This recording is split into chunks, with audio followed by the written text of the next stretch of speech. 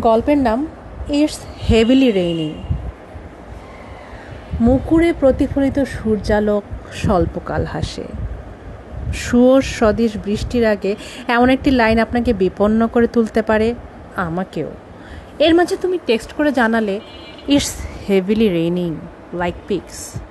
অতঃপর আমার বিপন্নতা বোধ কিছুটা কমবে। আমি আরেকটু জড়সড় হয়ে ভেজা কাপড় শুকাতে থাকি।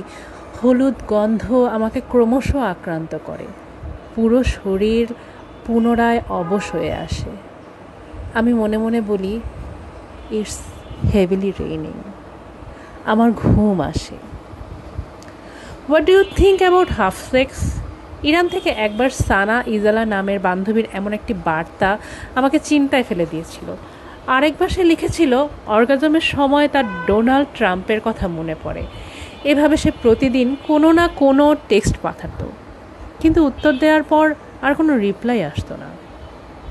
আরেকদিন একটা বৃষ্টির ছবি ইনবক্স করে লিখেছিল, ঈষৎ সন্ধ্যাকাল। এমন কঠিন বাংলা সে কীভাবে লিখেছিল? তারপর অনেক দিন যোগাযোগ নেই। একদিন হঠাৎ টেক্সট আসে, তেহরানে বৃষ্টির সময় সেক্স করা পাপ হিসেবে গণ্য করা হয়। তার এমন উস্কানিমূলক টেক্সট একদিন বন্ধ হয়ে যায়। প্রতিদিন তার আইডিতে গিয়ে ঘুরে আসতাম। না, নতুন কোনো আপডেট নেই। আমার হতাশা বাড়তে থাকে। গতকাল রাতে পুরনো ডায়েরির পাতা উল্টাতে গিয়ে একটা পৃষ্ঠায় গিয়ে আটকে উঠি। এক কোনায় লেখা, আইডি সানা ইজালা, পাসওয়ার্ড।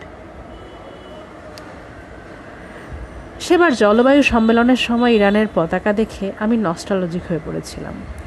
মনে হচ্ছিল উড়ে চলে যাই। এই তো আজকেই ট্রাম্প নাকি বলেছেন ভারত পাকিস্তানের মধ্যে মধ্যস্থতা করাবেন তিনি। দুই অভিমানী প্রেমিকার মিলন যেন। ট্রাম্প যদি আমার আর ইরানের মিলন ঘটিয়ে দিতেন। এসব ভেবে আমার হাসি আসে, আমার কান্না আসে, আমার ঘুম আসে। আমি মনে মনে উচ্চারণ করি, ইটস হেভিলি রেইনিং।